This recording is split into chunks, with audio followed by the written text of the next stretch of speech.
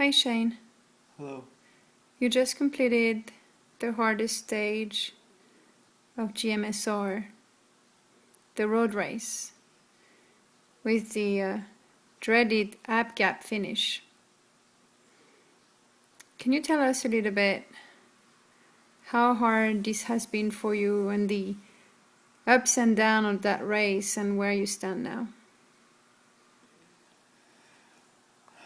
Well, I went in fifth place, only a few seconds out of first, and it wasn't part of the plan, but I ended up in a breakaway, um, off the front, working very hard because you only have a few riders to rotate, and you got to keep ahead of many other riders that can rest a lot more and move a lot faster.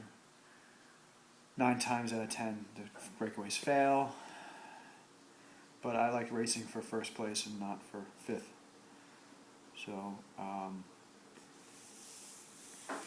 we got a good gap and we worked real hard. I went up the first King of the Mountains climb and I got second over the line, and we dropped half the breakaway. There's only 4 of us left. And that got real hard, and fewer people to rotate, and I buried myself, stay away. And two other guys came to us from the peloton, from the race, and caught us, and we all worked together at the first climb, and I knew I was in trouble because there was supposed to be neutral water at both feed zones, and they weren't there, so I didn't get any water other than the water I was carrying, and I sweat a lot, and I need a lot of water. So my fault for actually believing there would be a neutral feed as there was yesterday, and I dehydrated and cramped, and 2 kilometers to go on the infamous app gap, the peloton caught me, and I could barely pedal, and I got a big fat 0. So the guy I was in the breakaway with, he actually finished 4th, so I knew I could have finished 3rd or 4th on the stage and maybe taken the yellow jersey, but that's bike racing, and I worked a lot harder than anybody in the peloton, that's for sure. But I got nothing to show for it. That's one of the heartbreaking things about bike racing. After the race, you explained to me the amount of different emotions you've experienced throughout the race. Can you tell us a little bit, us who are not, racing, what comes through your head throughout the race? The hopes and the fears, and share a bit with us how it's taxing physically, we know that, but tell us a little bit about a mental game of a stage like this one. Well, getting a breakaway takes a lot of guts because it's very painful.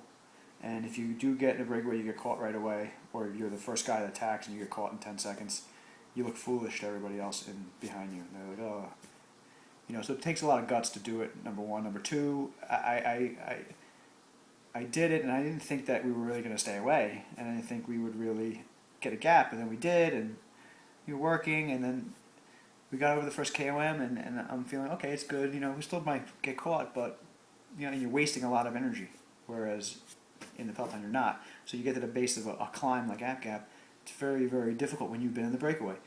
But as we got closer and closer to App Gap, and we heard the time gap between us and the race behind us, it was encouraging. We were this was gonna work. And I'm looking at the guys around me, and I'm wondering. I don't know everybody, but I'm only fifth place. So if we stay together and that gap stays that way, I'm going to be in the leader's jersey, and I may get a podium on the stage. And all these things are going through my head, and it's like, I'm like, hey, this is going to work. This is amazing. This is the best ride of my life. But you still in the back of your mind, you go, okay, it's not over yet, but you got to keep going. And then as I felt myself cramping and dehydrating, which I've done before, I know my body very well, and I felt it coming, and I'm like, this isn't happening. And then I went through the last feed zone, and there was nothing. No one was there. One guy said, "There's no one here for us," and I knew it was over.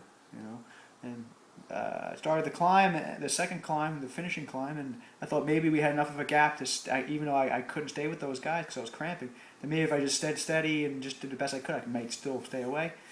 2 kilometers to go. 2 kilometers to go. I looked over my shoulder and I saw them coming, and I knew it was over. And then I lost my 5th place and my top 10 and probably my top 20. I'm probably 30th. The time gaps are huge on app gap. If you don't, I could barely pedal. So guys that I know, you know, big guys who came past me, sprinters, I could barely pedal. So I almost had to get off my bike and walk, which I'd rather fall over. But I didn't walk, but I made it to the top. I was very upset. But so you go from elation to heartbreak in a matter of minutes. You know, I'm more upset not because that happened, not because I lost, not because you know, that happens in bike racing. Even flat tires don't really get me that upset. It's annoying, but this was because they said that somebody was going to be there to give me water, and they weren't, and so I changed my plans and didn't put someone in the feed zone for me because we already had it. Yesterday I had a feed zone. I got plenty of water. I had no idea that we weren't going to have any, and it was a little humid today. That's what kills me, is it was nothing to do with me. If I had gotten those bottles, I would have been fine. And I would have finished probably 4th or 3rd, I think, on the stage. The other 2 guys were fresher and they were stronger, but I mean, you never know. But I may have felt fine if I had more water. But that's racing. It's over. It's past. Race is over. One more stage tomorrow, but I'm not a sprinter, so.